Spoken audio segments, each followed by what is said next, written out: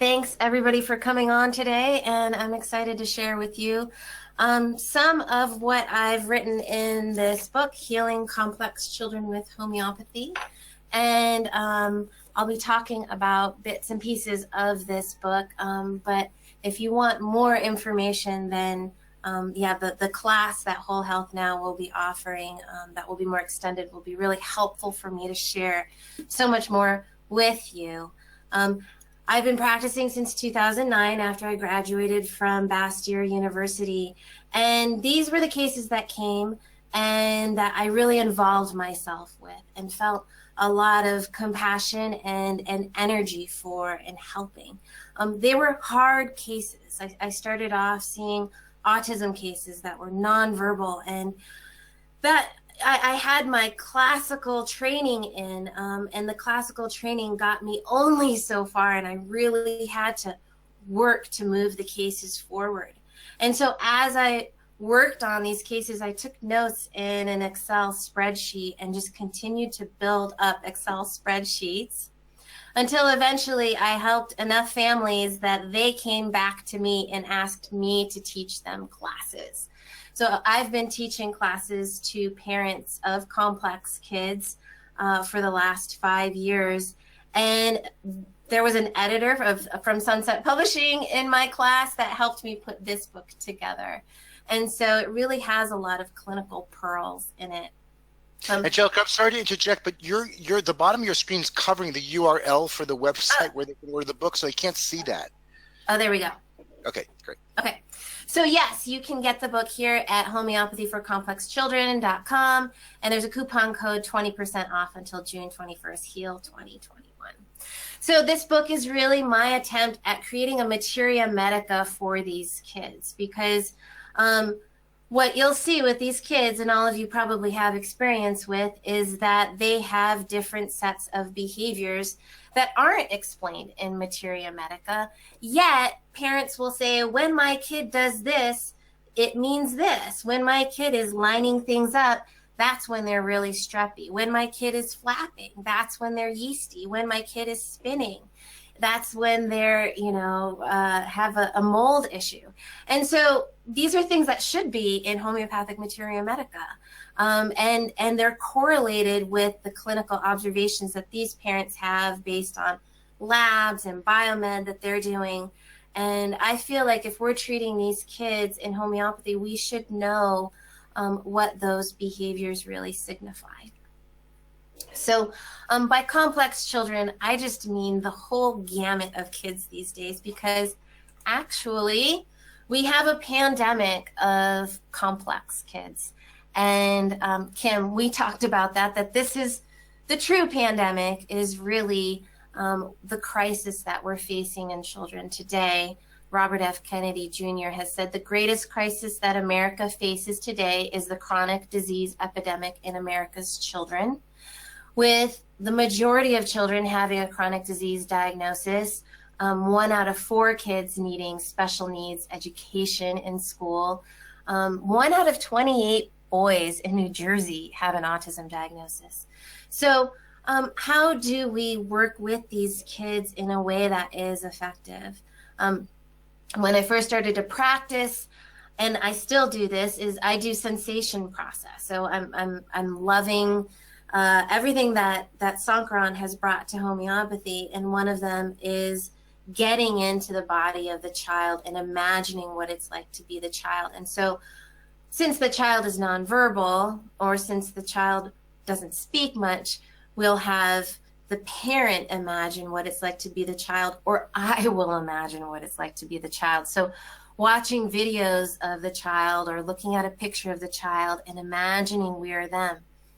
So what does it mean when a kid is snapping his fingers or wiggling his fingers in front of his face? And to some degree, these kids are really representing the disease process itself. Their immune system is broken down. And so when they're going like this, and I'm going like this with my hand, am I the flagella of a parasite? Is that what that is? Or if I'm lining things up, is that what strep does, because if you look at strep under the microscope, it's little balls all lined up. And so the lining up is the behavior of the strep itself. So that is really talked a lot about in my book. My book is split up into animal, mineral, plant remedies, and nosode remedies. And today I'm going to talk more about nosodes.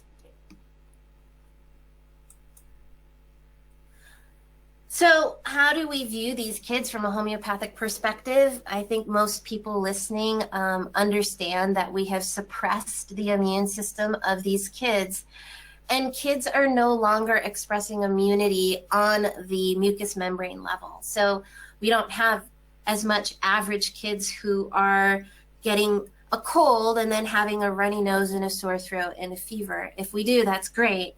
But this spectrum of kids, they're not showing illness. Illness is showing on a behavioral and on a neurological level.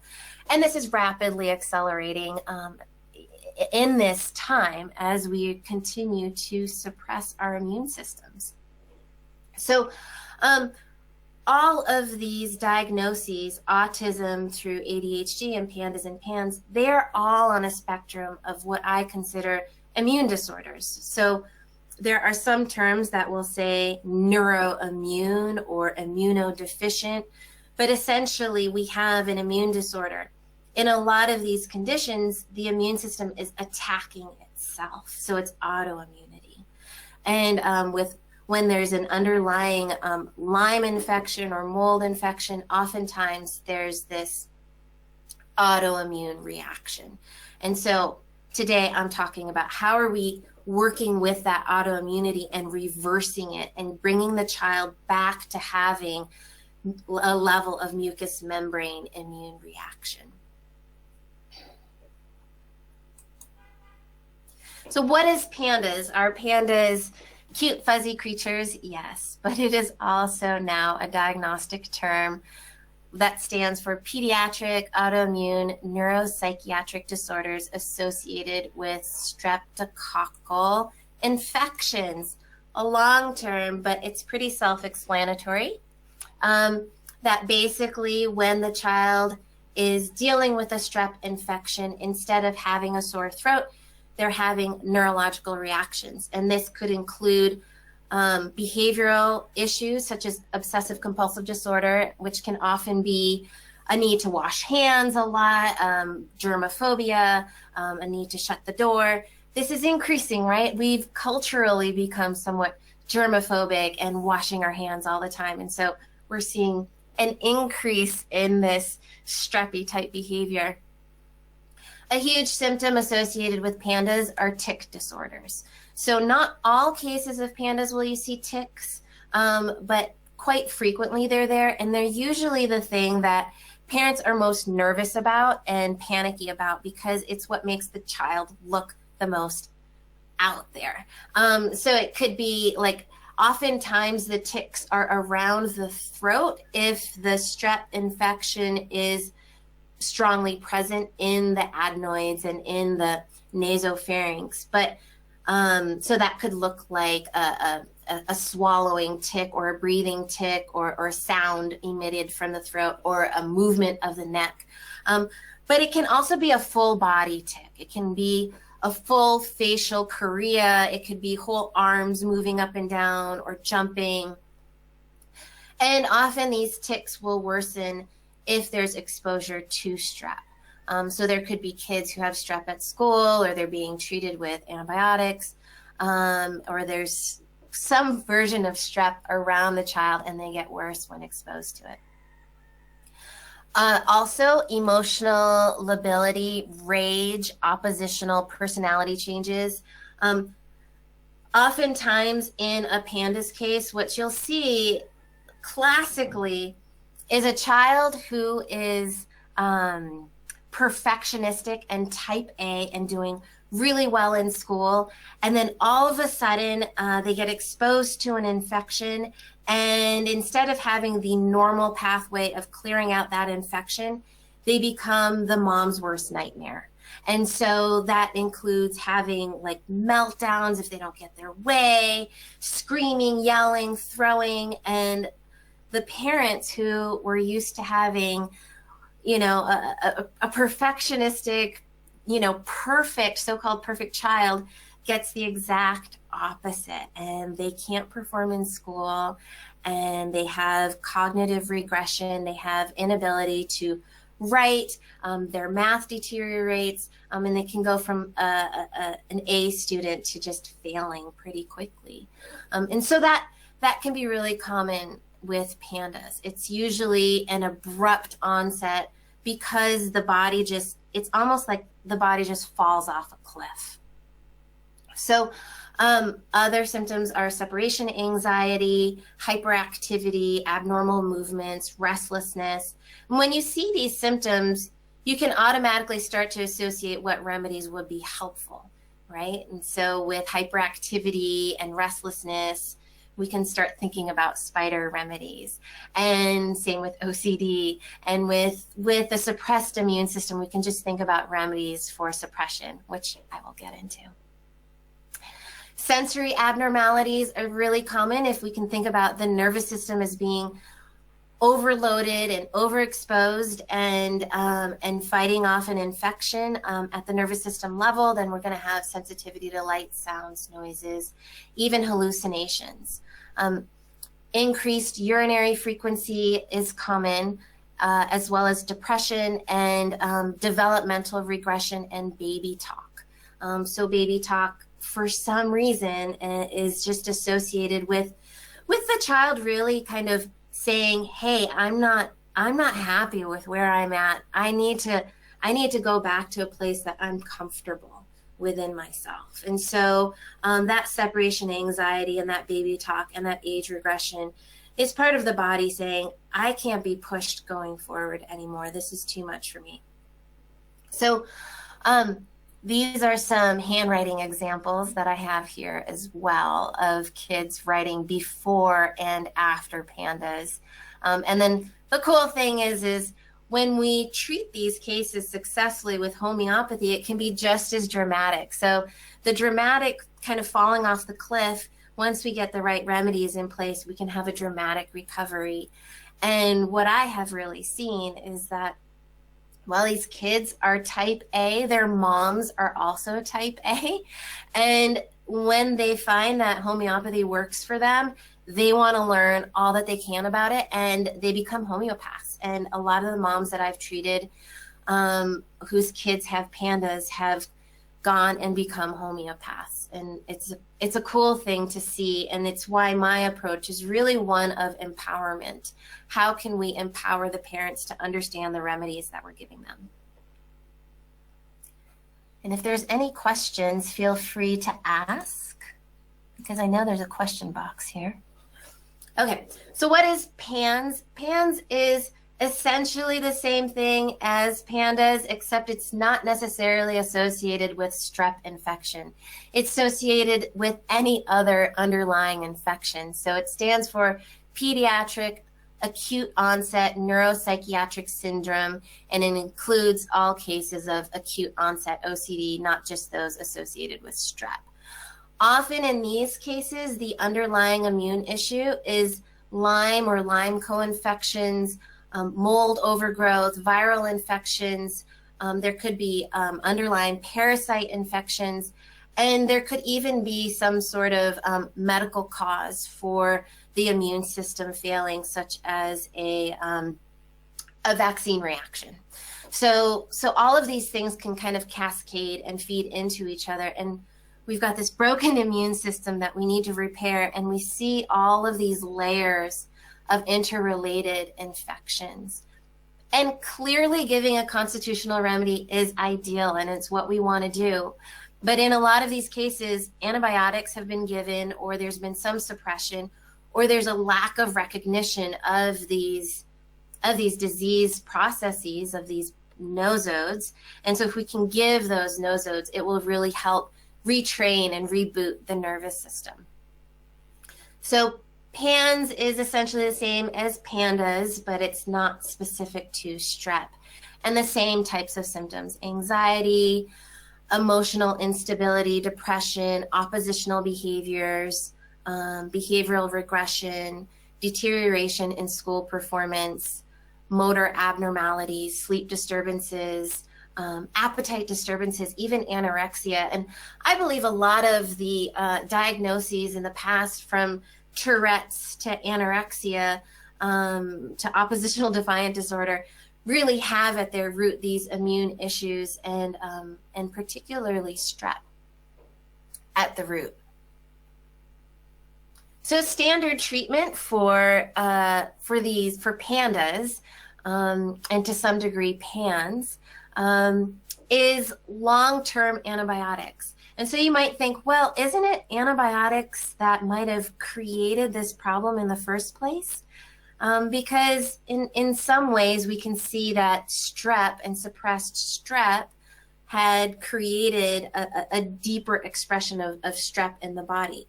And I could say that's absolutely true. Yet long-term prophylactic antibiotics, meaning months or years, even giving antibiotics till the child is like 18 or an adult, is a possibility. What parents will say that they appreciate the antibiotics for is that it tends to be diagnostic. And so that when their kid is given the antibiotics and the child improves, then the parents understand that there is an underlying infectious cause. But most parents that I work with do not want their child on long-term antibiotics. Nonetheless, like, long-term antibiotics don't always work. So you'll have long-term antibiotics, steroids. IVIG is intravenous immunoglobulin, which is a very expensive treatment, and families that can prove that their child is immunocompromised can get insurance to cover this. And I can see this help some kids, but I've also seen this really destabilize children as well. In a way, it's a way to kind of boost our immunity, but it's a lot for a child to take on, and a child who is already hypersensitive to get basically an IV injection of immunoglobulins that are coming from other people. Anti-inflammatory drugs, so ibuprofen, acetaminophen is often given just to bring down the intensity of the flares. When a child's nervous system is flaring up and they're raging and their pupils are dilated, parents will do anything, and putting them on anti-inflammatories can be a godsend for them, but clearly there are things we can do with homeopathy. And then also with PANDAS and PANS, a lot of doctors don't accept it as a diagnosis. It's the research has been around for 20 years. Why it's not accepted is, part of the reason, I think, is because the tools to heal it aren't any different from the tools they already have. And so a lot of these kids are referred to psychiatric meds. So psych meds or cognitive behavioral therapy is given to these kids as well, which we know is a Band-Aid and does not help at all at the underlying level. And as far as tests are concerned, there is a test called the Cunningham panel that does test for autoantibodies to show if there is an infection-driven autoimmune problem. But in most of the cases that I see, we're not looking for tests to confirm treatment. I can see through the clinical picture that I'm sharing today what we can do to support the immune system of the child. Homeopathy can work miracles. So one of my cases was a child who had chronic immunodeficiency, and we did a lot of carcinosin, a lot of nosodes. We worked on Lyme as a deep underlying layer, and the child did a lot better. And his case got written up in a local newspaper, and really expressing how positive homeopathy was in healing him, and how happy he was that he had homeopathy available to him. And then that newspaper article got nationally syndicated. So if we're feeling really negative and low about homeopathy and the press that it gets, sometimes good things can happen. And like I said, like, the results can be really positive and dramatic. And you can read this case on my book's website if you want to see more on that. See, you can see here the headline. Carson Spears has PANDAS, a disorder where his body's antibodies attack his brain instead of a foreign pathogen. Homeopathic treatment has helped him, however. So it's great. Despite having this nationally syndicated article, most of the people that came to me from this article had no idea what homeopathy was, and it was quite difficult to get them from where they needed to be knowing nothing about homeopathy to where I wanted them to be in starting on treatment. And there's so much education involved, and that's why this book is so important, because the more that parents can understand what it is that we're doing with homeopathy, the more you don't have to handhold. And that's what these cases can really be, a lot of handholding. And there's only so many complex cases that a homeopath can take on. So if we can empower parents and help them be a part of the journey in picking out remedies and figuring out how to dose them, I feel like we can get faster with a lot more cases. These are 2 more cases. I didn't want to show photos of kids and cases, but I wanted to show you the artwork of before and after. And so this was a PANDAS case of a 10-year-old girl, and this is her drawing during amidst being in kind of full-blown PANDAS. And actually PANDAS, she was a strep PANDAS case. And then this picture of a princess is afterwards, after homeopathic treatment.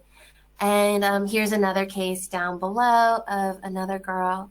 And you can see the child is drawing some pretty disturbing pictures of her family. That's her mom, her dad, and her brother with some very odd looking things sticking off the side of their heads and kind of coming off their bodies.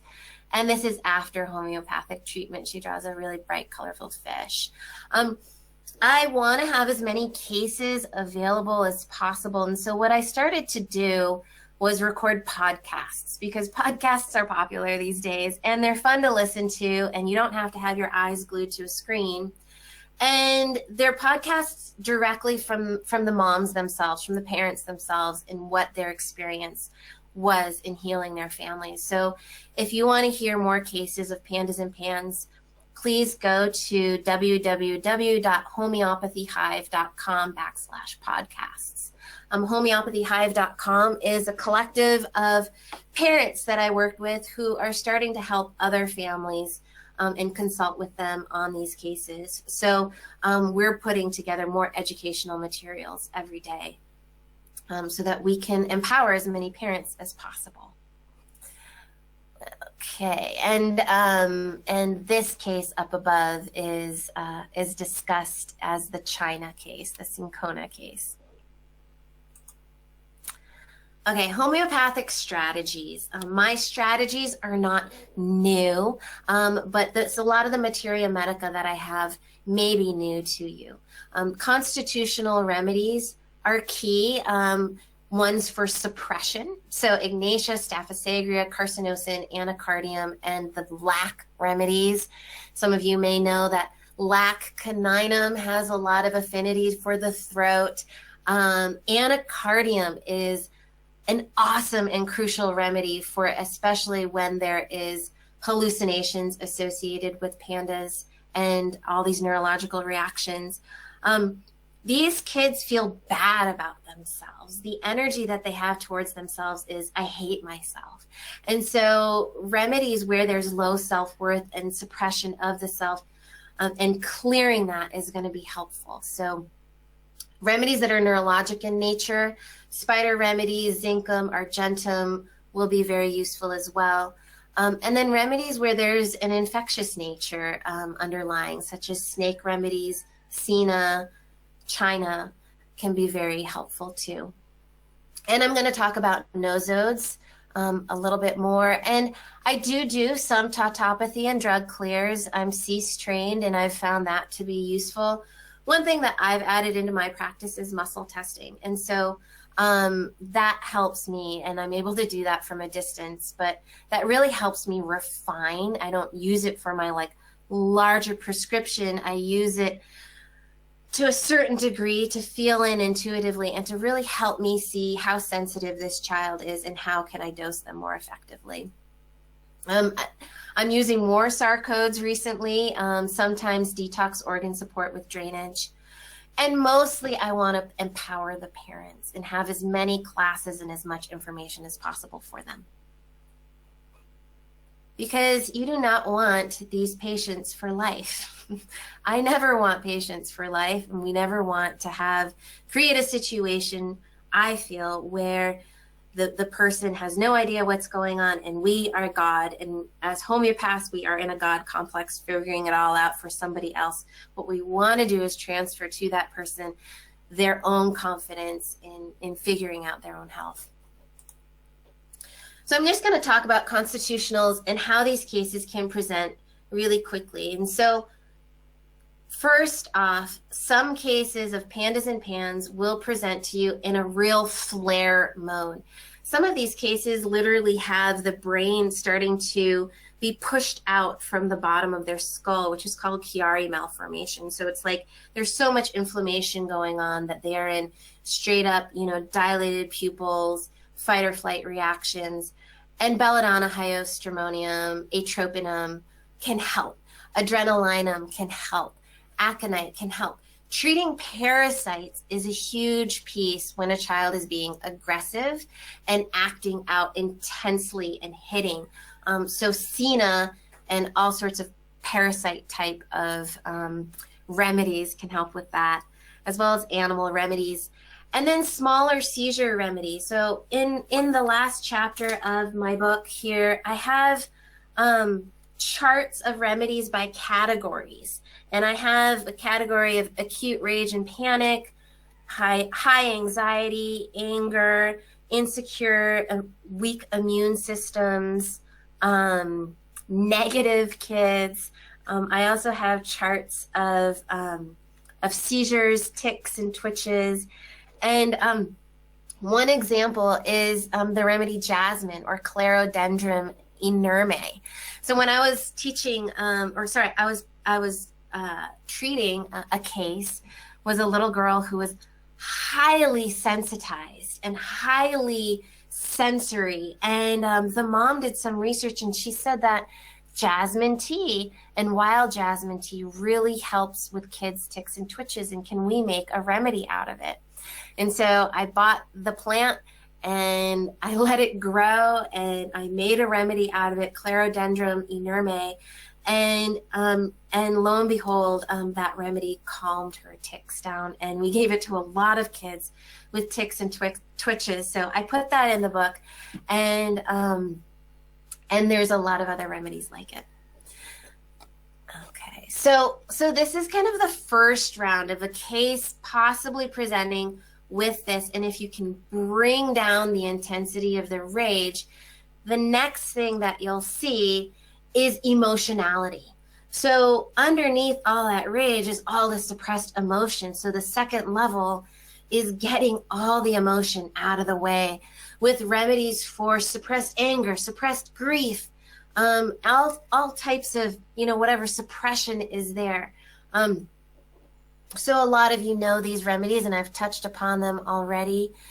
And moving that. And so often, probably the most common remedy I'll see is Ignatia, because it's so perfectionistic and it's very throat oriented and has the globus hystericus. And so you might start with bringing the inflammation down with belladonna and a nosode, and then you move on to Ignatia to really release the heart chakra and release the emotions from that place.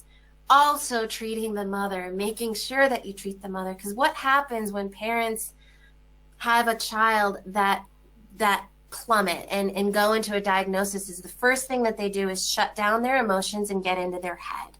And what we have to do for the parents is get them to come back into their emotional body, to be present and emotionally present with their kids. And so I'm giving Ignatia to those moms, as well as other remedies like carcinosin and Staphylococcus aureus or aconite.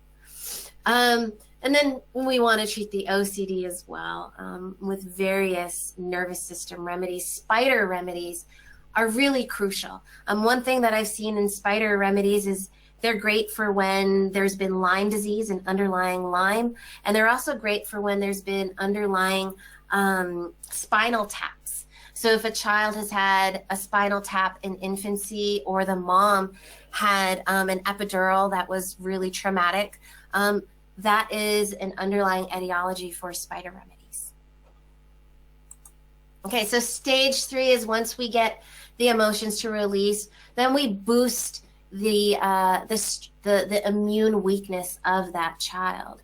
And so this is probably where we're getting closer to what the core constitutional remedies are, right? Like calicarb, napmure, silica, thuya. And so I have a chart on these remedies as well. And if we're getting stuck, and we can get stuck, then we can treat deeper. And what are the reasons for why a PANDAS and PANS case will get stuck are just these deeper familial patterns. Tuberculinum and carcinosin are top remedies. I'm probably giving them in 75% of these cases at some stage. Metarhinum to some degree will be really useful for kids who are really precocious and out there yet have a lot of OCD. Cipalinum and serinum I'm not giving as often. But on the very deeper dysfunctional level, reptile remedies such as lachesis can really help when there's a darker level of where there's some deceit, or you're having some issues in even understanding the truth of the case. Spider remedies are fundamental when there's some sort of manipulation. I find that moms who need spider remedies tend to be very psychic, and they understand patterns, and they're super sensitive, and they're kind of feeling you out. Parasites can be a real underlying problem that is a challenge to treat in kids. If parasites like worms really take over the immune system, that is a hard thing for the immune system to deal with. It's this bulk amount of really an animal energy in the system of the child. And if there's any layer that I see needing extra support beyond homeopathy, it's when there's a really heavy parasite load. And so something herbal or even pharmaceutical could be needing for bringing those parasites back into check. And then that has to be done on a regular basis because they replicate month after month. So, and then finally, working on the whole family, treating the whole family. Often this kid is kind of succumbing to all of these other stresses that the family is dealing with. And oftentimes parents have their issues that they're not dealing with. And once you help the child, then the parents have to deal with their stuff. And the way that I see working with kids is that the kids are just the downstream.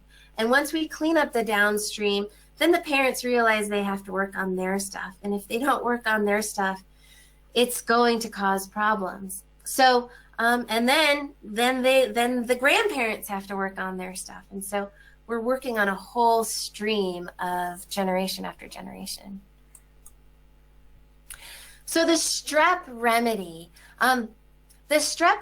is really what I consider the most problematic miasm that we're not fully talking about as a miasm in homeopathy that we should, because of how much we've given antibiotics for strep over generations. And so this is the energy of autoimmunity or self-attack. The energy of strep is, I hate myself. And so anytime that that wording comes into your beingness of I hate myself, and that lack of self-love, or I'm negative about myself, I attack myself, I'm supposed to be this way and I'm not that way, I'm a failure. That deep self-criticism comes up. That's the energy of strep. And strep is useful for PANDAS and PANS, but all autoimmunity. And so what I find when people take this remedy is they feel that their heart opens and there's access to more self-love and more ability to say, it's okay, I forgive myself, it's not me. So I love this remedy because it really brings more love to the people that I'm serving. So again, the materia medica of it looks like PANDAS with OCD, throat clearing, tics, meltdowns, separation anxiety, poor handwriting, germophobia, perfectionism, age regression, tantrums, gets angry at the sound of people chewing, breathing, blowing their nose, babies crying, oversensitivity in general, poor self-esteem. And oftentimes you will find at root a family history of grief. Often divorce. What you could see is a mom who grew up with a traumatic divorce, who became Ignatia herself, who had a child, whose child is very type A and Ignatia carcinosine, and then can't do all these perfect things anymore. And all the pressure of school is on her and on the child, and then they just crash. Everything kind of goes into system failure mode, and it can be tracked to a grief deep in the family. And those griefs repeat themselves generation after generation. So healing strep is really about healing grief as well. So some words from parents if their kid has strep will be, he says negative things like, I am dumb, or I hate myself, or today is going to be, today is going to be so boring. So a man told his brother that he liked his t-shirt, and my son started to cry in the middle of Starbucks saying nobody ever says that his shirt is nice or gives him compliments. And then they'll be very contradictory. So he would contradict whatever I say, even if it's factual. So if I say it's a sunny day, he will say, no, it's not. So this kind of contradictory anti-mode, like no to everything. And that's really the immune system trying to put up some boundaries, trying to say I'm done, right? But it is very challenging for the parents. So oppositional, difficult to transition, or it could go really negative, like I'm having bad thoughts, I feel like someone's killing me, or I'm seeing strange things, or I'm hearing voices. And clearly this is the picture of strep, and it's overlapping with the constitutional as well. And there are many remedies from the strep nosodes. So it's not quite so simple as just streptococcinum. So classic streptococcinum, if you were to get Boiron streptococcinum, it's strep pyogenes. So strep pyogenes is our classic strep that's in our throat and in our glands and somewhat in our sinuses. And it's the first remedy that I will go to. But there's other versions of strep that maybe you're aware of or not. That pneumococcinum, the remedy of pneumonia nosode, is strep pneumonia. And it can be an amazing remedy for when tics really stem from the chest and from the breathing. So there can be breathing tics or issues of grief around the chest, and that causing all sorts of behavioral issues. Breathlessness, for example. Enterococcinum is a somewhat well-known homeopathic remedy, and it's strep fatalis. So it's gut strep. And so what you'll see with that is bright red anal rashes, anorexia, loss of appetite, stomach pains. There can also be tics, but they're not as prominent, but you'll see oppositional and confrontational behavior, and it can be an amazing remedy for getting kids to relax. Strep viridans is common when parasites are concomitant. Strep agalactiae is group B strep, which is what pregnant women are treated with antibiotics for. And so this can be a remedy to clear if that occurred. And scarlatinum is the nosode from scarlet fever patients. And strep mutans is the remedy of cavities, which I didn't write about strep mutans in my book. And it's funny, it came up so strong in my practice right after I wrote the book, as if to say, you forgot about me. So strep mutans can be really great when there's deep cavities in a patient. So as you can see, there's many versions of strep that can be useful. There are also viral nosodes, which are really useful for pandas and pans. And what I write about in the book is the overall picture of bacteria, the overall picture of viruses. And this is really crucial for us because we're in an age where our immune system is compromised globally. And we're not really talking about the lessons that we need to learn from the fact that we're fighting off this epidemic virus. What is it that is the picture of viral infection overall? It's going, doing too much, information overload, needing to rest the body, needing to stop the information overload, needing to kind of clean out and reboot. And then it's also the energy of taking in something that is not yours. You know, a virus is information. And so a virus comes into the body and we decide not to push it out. It's because we're taking in something that isn't ours. And so carcinosin and thuya. Think of teenage kids who want to be just like all the other kids and all the other video games and all the TV shows and all the social media and taking all of that in so that they can fit in. And that's viral information. And so we need to give remedies to help boot that out. What I find with viral nosodes, and there's a lot of them, there's influenza, Coxsackie, herpes. The herpes viruses especially are always present. Once we get a herpes infection, it never leaves. It stays with us for life, right? And so they really are fundamental for helping kids cognitively. When our body is able to fight off a viral infection, we make cognitive gains. And so we want our children to have these experiences of having these infections, and we can somewhat give them that experience by giving them the nosodes as well. So I talk about each of these viral nosodes in more detail and what it can do for these kids in the book. One of my favorite viral nosodes is vaccininum, which is the nosode of smallpox, and what I believe really helps us with the miasm of vaccination itself, right? That's when we started to vaccinate, was with smallpox. Lyme nosodes. So Lyme nosodes, there isn't a ton of materia medica, but there's a lot of clinical information on them.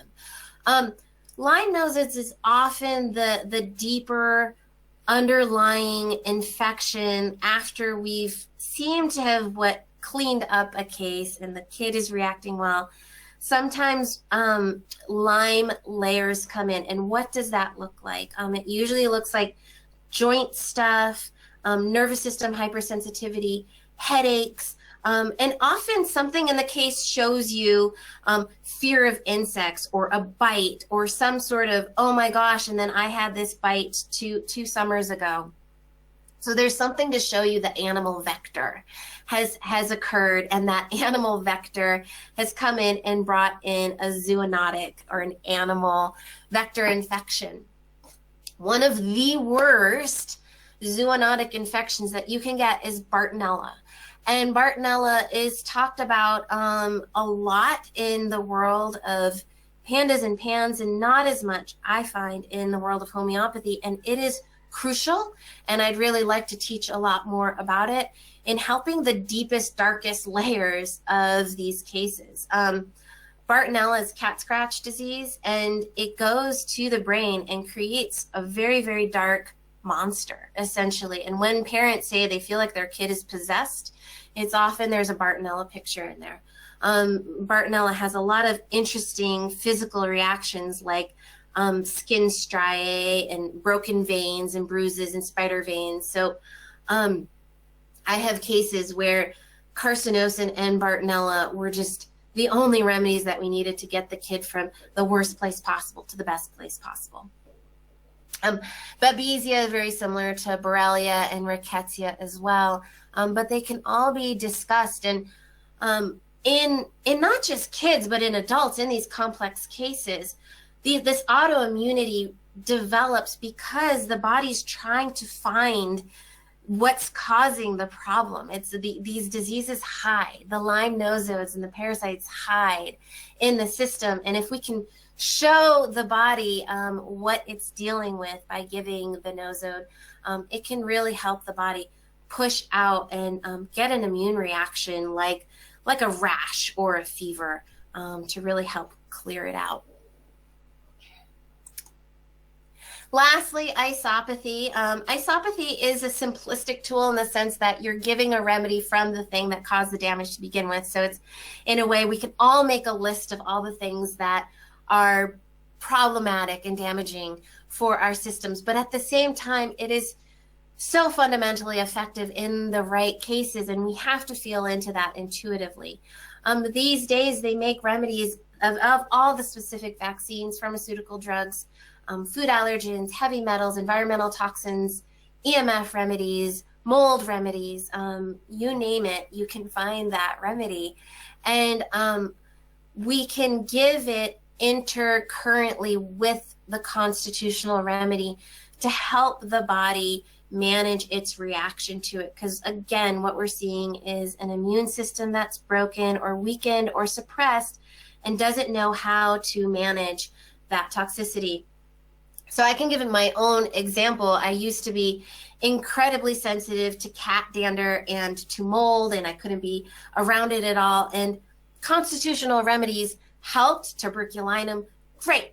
Lactholinum, great. Phosphorus, various remedies for really helping with that sensitivity, great. But taking the remedy of mold, the mold itself that I was sensitive to, wow, that finally did the trick. It really helped. So for classical homeopaths that want nothing of isopathy, I say, open your mind a little bit to it, because it can be fundamental, even with the vaccines. If a child is worse after a vaccine, say the MMR vaccine is a common one, giving that remedy in a 30C or 200C, a couple doses, even just to see what the clinical effect of that is, can be really, really helpful. And so don't shy away from it. And then for homeopaths who are doing all isopathy, I'm really feeling like focus on the sensation process or the constitutional remedy that is really going to capture the whole case as much as possible. They're making great EMF remedies. People are responding to remedies like 5G right now, polyfungal plus. These are some of the remedies that you can get at homeopathic pharmacies now. Polyantibiotic, polyanesthetics, polyantifungals. So, these are remedies that combine as a group all the antifungals together, because mostly what happens is when people are getting antibiotics, they're getting 5 kinds of antibiotics. Or when people are doing fungal treatment, they're getting 3 types of them. So this can kind of help with that, but you can also get the specific ones. And then I have, listed here, you can have remedies to detox specific metals. I had a case in Asia where the mercury was off the chart. There was that red line for heavy metals testing, and the red line literally went off the page. I think her mercury was like a 50, and it needed to be below 3. And I just did Mercurius 12C daily, and we did a lot of supportive chelation with chlorella, and we were really able to help. Basically, the child broke out and head to toe rashes, and she was autistic and became not autistic anymore. So we can clear metals with homeopathy as well. Car exhaust, I gave to a child that was living next to an LA overpass, and she got a fever from it, and she never got fevers. So she took the remedy of car exhaust and got a fever. So really all of these remedies are really useful and helpful, and I tap into them intuitively. I don't feel like every isopathic possibility and potency needs to be given. We can kind of feel into it with our heart and ask our heart to really help guide us in making these decisions. Okay.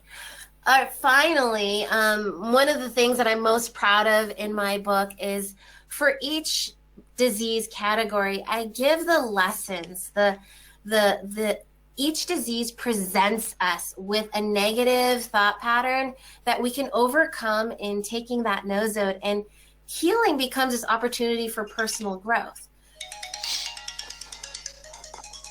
Am I maxing my time? If you want to have questions, that's my phone is ringing, so go ahead. I'm going to hold on. Okay, I'm almost done.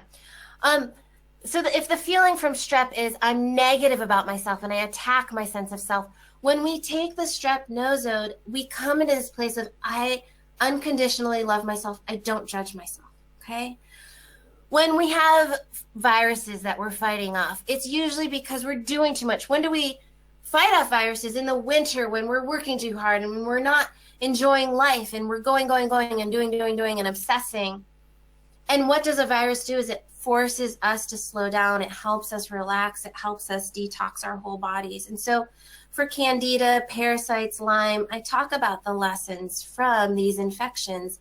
And this is a place I really feel that we need to really embrace because we have lessons from COVID that we need to embrace on a positive level. And I've been talking with you. I fought off COVID just last week and have been talking about people. What are the deeper lessons that COVID has for us? And it's something that I feel like we can really learn to have a much more holistic understanding and grasp of epidemics, infections, and our health if we can embrace these nosodes a little bit more. This is my website for my book, homeopathyforcomplexchildren.com. And this is my own website, intuitivehomeopathy.com. And right now, new cases are being referred to homeopathyhive.com. So I look forward to hearing any questions that you have. And thank you, Kim, for having me on. Thank you, Angelica. So yeah, we don't have a lot of time here, and there's a lot of people on with a lot of questions, but we'll try to get through some of them really quickly. I actually have a question for myself. I know that we spoke earlier on about some of these remedies, and I know a lot of them are not available necessarily in the United States, and I know you're getting them from Helios, I believe, a lot of these remedies. Is that correct? Right. So these poly remedies, you can get those from Helios, and a lot of other I&E Organics is really good.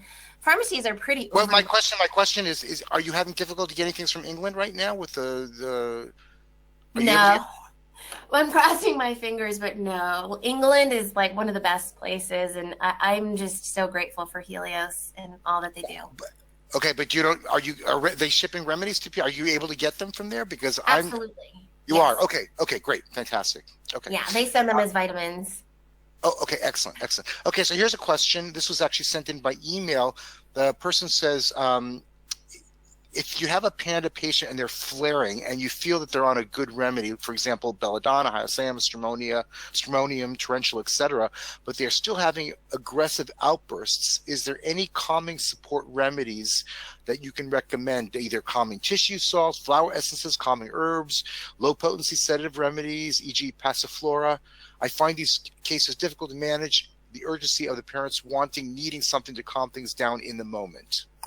Absolutely. And, that's why I really choose to empower the parents, because I can't be on my email 24/7 helping them through all those flares. And so I'm teaching parents actually to really feel into how to dose them. So you might have a good constitutional remedy that, like belladonna, that you feel is helping, but it's not getting them far enough in those moments of flares. And those are the flares that you need to be treating. So I would say that you either need to go in higher potency, or you really need to feel into what that kid is suffering from in the moment, because it might be a good constitutional remedy, but there might be just another one or a better one that's similar to it. Atropinum, for example, atropine, could be a good one, or adding in a sarcode like adrenalinum to help bring the adrenaline down.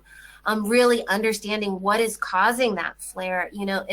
If that kid if the flare is being caused by an exposure that the parents aren't aware of, really understanding that too can be key, because when the kid is flaring, we can say homeopathy can do it, but we still want to say, for example, they're flaring from mold. Living in a moldy house is still not going to help them. They're still going to need to reduce their mold level. So there's a lot of ways that I could answer that question. Okay. You know, somebody asked about the slides. Angelica, are you comfortable posting these slides up on the site, or how do you feel about That's that? fine. Yes. That's fine. Okay, yeah. So we're going to post, the recording will be posted. There's a lot. Obviously, she shared a lot of information during this 1 hour presentation. I do want to remind people again that Dr. Lemke will be offering a course through Whole Health Now in the very near future on specific nosodes, how to use them in practice, some of these more unusual remedies and their specific indications. I think this is going to be valuable for people working with these types of cases. So unfortunately, we're out of time. So sorry for those people who didn't get their questions answered. Time was a little bit short. Do you want to have any parting words before we finish? If you have any questions, go ahead and reach me through my website. And yeah, I'd love to teach more on how to differentiate the strep nosodes. More could be taught on the Lyme nosodes and viral nosodes as well. So, and hopefully we have some materia medica developing on COVID itself. Fantastic.